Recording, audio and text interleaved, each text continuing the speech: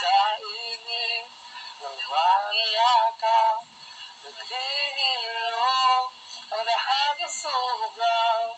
Ang nagsisindi nitong ilaw, walang iba kundi ikaw.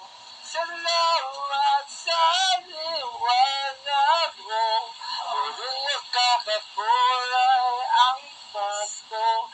Dahil ikaw ang Pasko. Pagmamahal bilang isang kaibigan. Kasi wala tayong budget, kaya yung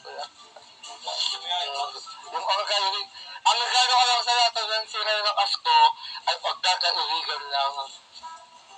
Kasi sa lahat ng gusto mo, susukotan kita. You're welcome.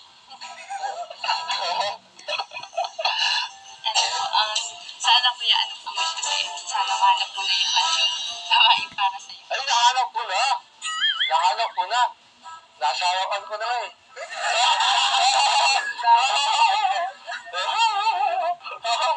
Joke lang.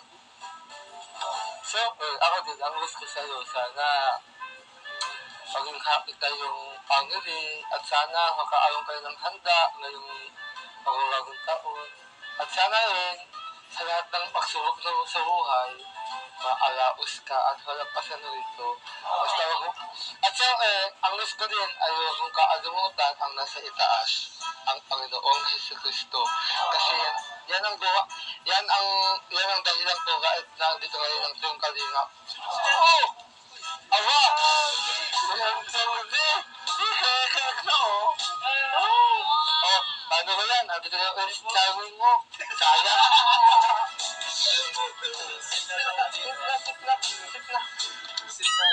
Sit. Ay, ano na Beyonce? Oo, bakit? Saan ka naman tumitingin ah? Diba? Kumusta?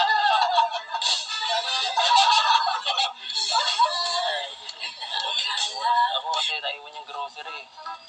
Naiwan namin yung grocery, kaya pinasunod namin. Nagulat ka ba, Biancy? Nagulat si Biancy, di man expect. Di niya na-expect. Taram ka. Ay. Buksan mo na. Ako na. Unbox na naman ah. Ay, paborito mo to, no? Paborito mo ako nag-unbox nito. Joke lang. Oh. Ikaw pala ang kakasama, hanap ko noon. Okay lang, mabalik ka.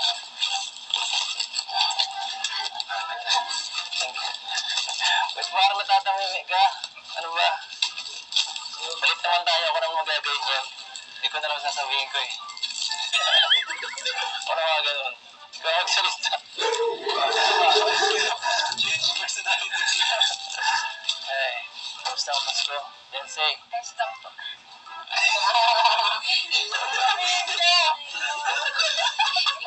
Nasa labas ang kausap niya.